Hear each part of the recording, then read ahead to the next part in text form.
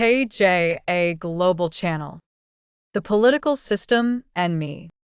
Series 3, Institutions, Power, Rights, and Accountability. Episode 24, My Military and the Monopoly of Force, Civilian Supremacy. There is a sentence that sounds simple, almost too simple for the weight it carries. The army must obey the people. Not the private wishes of a crowd. Not the personal command of a politician. But the constitutional authority of the people exercised through lawful civilian institutions. Not because civilians are always wise. Not because elected leaders are always good. But because the alternative is a nation living under a gun. The military is the strongest instrument a state possesses. It holds trained force, organized command, weapons, intelligence, and the capacity to impose obedience quickly. That power can protect a nation, or it can swallow it. I used to think the military was only about defending borders. External threats, foreign invasion, national sovereignty. Then I learned that the most important military question is political. Who commands the force, and who can restrain it? This is where our question begins. This subject reaches daily life before most people have language for it. A family hears military vehicles at night and wonders what will follow. A civilian office discovers that a uniform can overrule the law. A voter realizes that an election means little if elected leaders cannot command the armed institutions of the state. In many countries, the military is not only a shield against enemies. It becomes the most dangerous enemy of the citizen. Then politics becomes trauma. Daily life becomes fear. The Constitution becomes paper. Elections become fragile. Accountability becomes impossible. Because when force stands above law, law becomes a costume. Who controls the monopoly of force? Whoever controls organized force can control the state. And whoever controls the state can shape the future. This episode is about the military, the monopoly of force, and civilian supremacy. Civilian supremacy is not an insult to soldiers or a denial of security needs. It prevents an army from becoming a government by making the military powerful in defense and restrained in politics. The system reveal is civilian supremacy and the monopoly of lawful force. The monopoly of force is the state's most dangerous permission.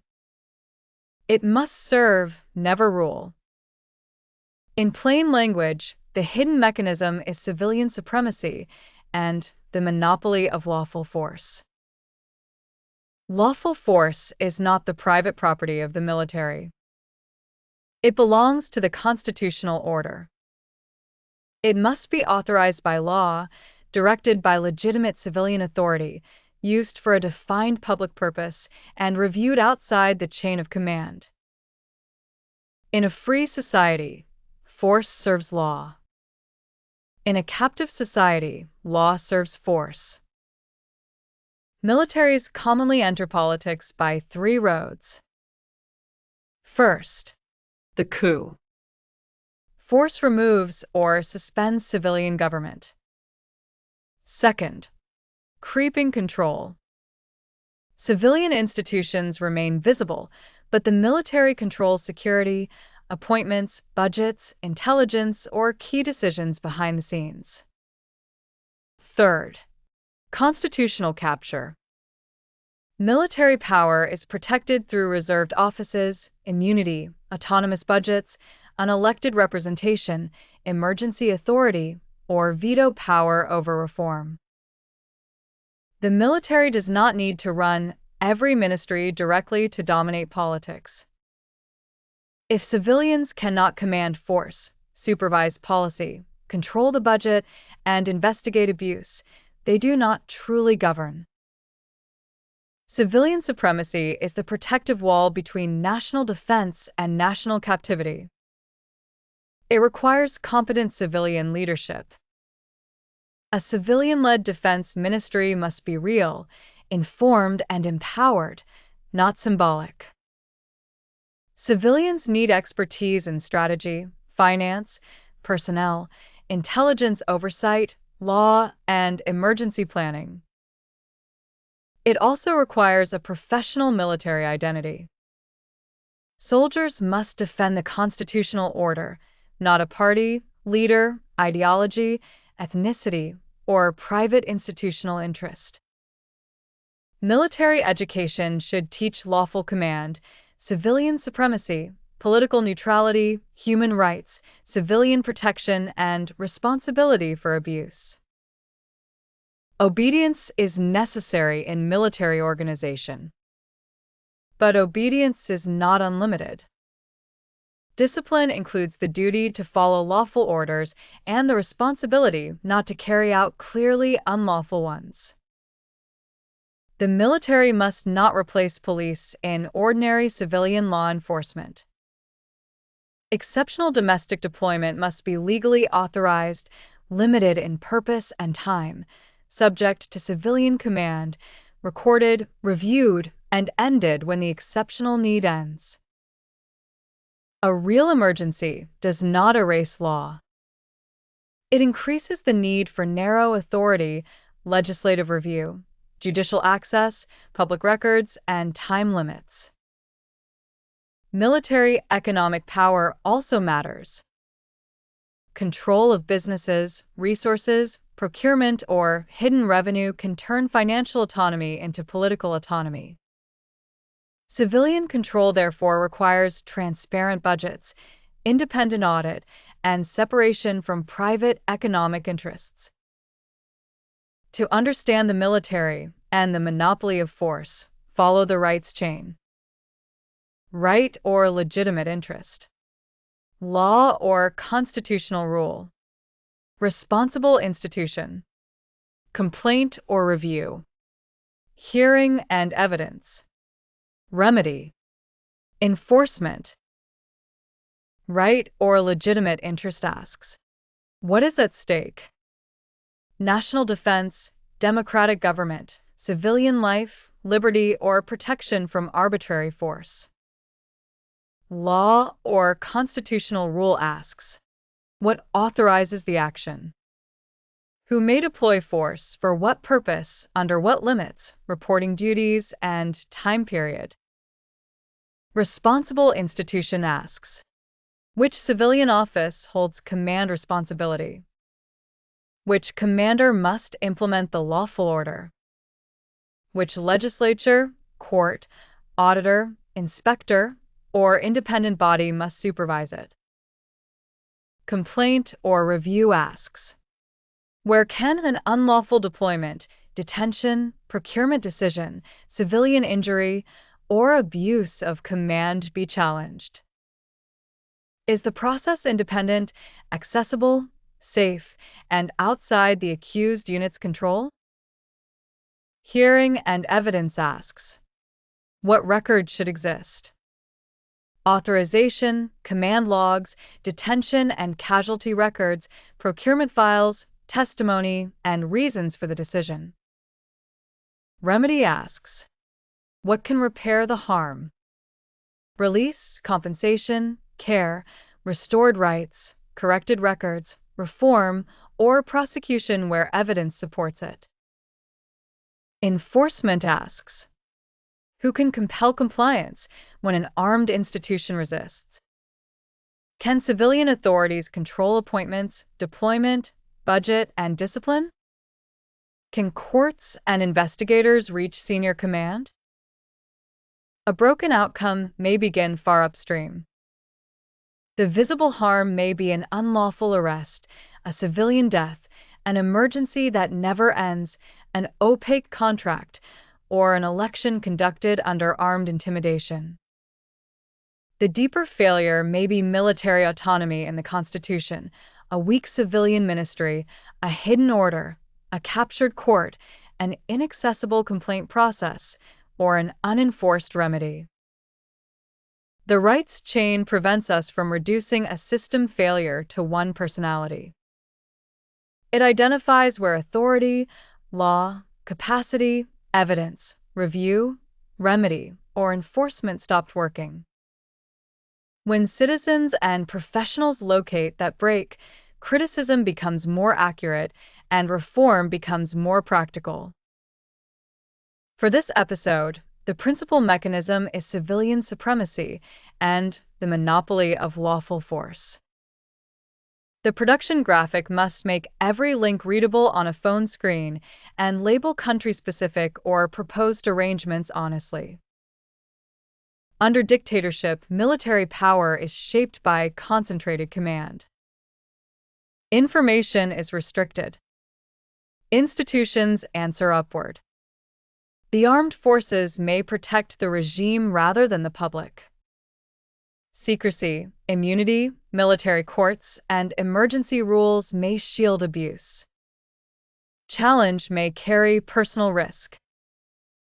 In a fragile democracy, civilian institutions may exist while military autonomy, patronage, corruption, weak expertise, or inconsistent enforcement limits real control. Elections may occur while defense policy remains closed. Budgets may be approved without meaningful scrutiny. Investigations may stop before reaching senior command. Civilian leaders may also misuse armed institutions against opponents. In a functioning federal democracy, authority is distributed, common rights remain enforceable, and several institutions can review harmful power. The military remains under unified civilian command for national defense, while civilian policing and appropriate local functions remain distinct. Legislatures, courts, auditors, inspectors, media, and civil society provide oversight. The label alone proves nothing. Actual performance must be tested. Compare who decides, how authority was obtained, whether budgets and records are public, whether affected people participate, and whether independent investigation and accountability are available in practice. A democratic answer must be designed, funded, staffed, reviewed, and corrected. The minimum guardrails are: 1. Civilian constitutional command. Elected civilian institutions must control defense policy, senior appointments, deployment, budget, and emergency decisions. 2. A clear defense mandate and political neutrality. The military must defend the constitutional state, not control parties, elections, media, education, business, or civilian administration. 3. Parliamentary budget and policy oversight. Legislators need sufficient lawful access to expertise, audits, procurement records, and secure procedures for genuinely sensitive material. 4. Lawful discipline, humanitarian law, and human rights compliance. Training, operational rules, command responsibility, civilian protection, detention safeguards, and accurate records must shape practice. 5. Independent investigation and accountability. Institutions must be able to reach every level of command, protect witnesses, respect due process, and enforce lawful outcomes. These safeguards work as a system. Civilian command without expertise can become symbolic. Oversight without records cannot see. Law without independent investigation can become theater. And a remedy without enforcement does not repair the harm. Global relevance. Who commands force? What limits that command? Who controls the budget? Who investigates abuse? And can a lawful remedy reach senior authority? Myanmar relevance. Apply the lesson without treating one organization, community, armed actor, or proposed arrangement as the whole country. Separate existing institutions from interim structures, proposals, commitments, and future designs. State whether an authority currently operates only in some areas, or remains proposed. Use lived experience only where it clarifies the mechanism, and do not record troop locations, operational plans, protected identities, or dangerous information. Here is the civic practice for this episode.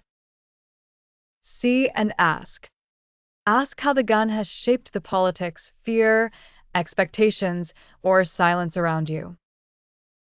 Which decisions appear civilian, and which remain controlled by armed power. Verify.